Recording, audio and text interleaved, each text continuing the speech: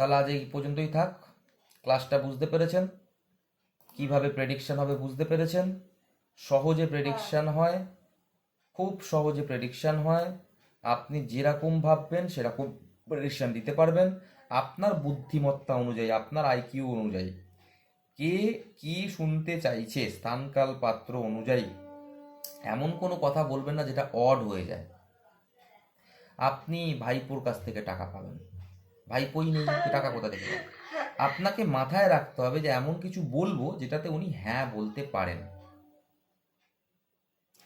7th হাউসে ধনপতি আছে, তো আমি এইটা বলবো না আপনার বউ আপনাকে টাকা দেবে। আপনি এটা বললে বেশি সুটেবল হবে যে আপনি যখন বিয়ে করবেন আপনি মনে হয় দহেজ নেবেন, আর যদি দহেজ নাও নেন আপনাকে জোর জবরদস্তি দহেজ নিতেই হবে বা দেবে, ওরা টাকা তো দেবেই দেবে।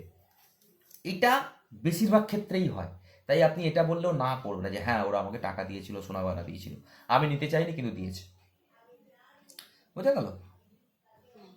আবার আপনি এটাও বলতে পারেন বিবাহের পর আপনার টাকা আসবে, বিবাহের সাথে সাথে আপনার টাকা আসবে। 2nd হাউসের লর্ড 5th হাউসে বসে আছে, সন্তান হওয়ার সাথে সাথে। এবার আপনি বলেন 2nd হাউসের লর্ড 6th, আপনার প্রেমিকা আপনাকে টাকা দেবে। এটা কি বেশিরভাগ ক্ষেত্রে খুব মানে খুব ক্যাজুয়ালি কি হয় এটা?